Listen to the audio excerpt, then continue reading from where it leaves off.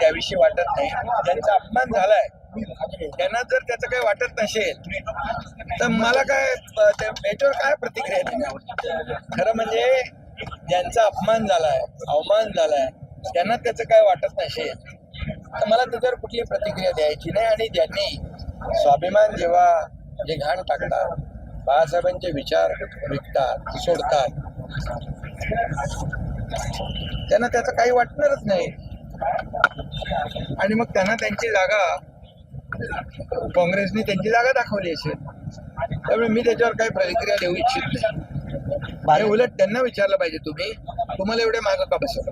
भाजपचे नेते म्हणतात की भाजप युतीसोबत होते तेव्हा त्यांना योग्य सन्मान मला वाटतं त्यांनी खिल्लत उडवून टाकली होती महाराजांनी, मात्र मागच्या बाजूला बसून श्रीकांत शिंदे कोणी किल्लत उडवली? महाराजांनी खिल्लत उडवली त्यावेळेस मागच्या वेळेस.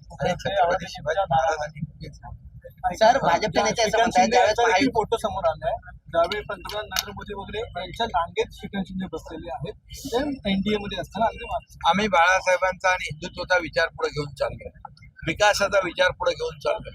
म्हणून तर श्रीकांत शिंदेला काही देशांचा दौरा करण्याचा जो डेलिगेशनचा हेड बनवला. आणि त्यामुळे मोदीजींना फक्त माहीत आहे की कुणाचा सन्मान करायचा, कुणाला मान द्यायचा. त्यामुळे मी एवढंच सांगतो की याच्यामध्ये जे बाळासाहेबांचे विचार घेऊन पुढे चाललोय त्या विचारांचा सन्मान आहे. सर, भाजपचे नेते असं देखील म्हणतात आहेत की संदर्भामध्ये 26 लाख अकाउंट जे त्यांची आता चौकशी केली जाते आहे. आणि आता तुम्हाला मी सांगतो, ज्यांचा अवमान झाला, ज्यांचा अपमान झाला, त्याला त्याचं काय वाटत नसेल तर मी काय प्रतिक्रिया देणार, तुम्ही त्यांना विचारलं पाहिजे.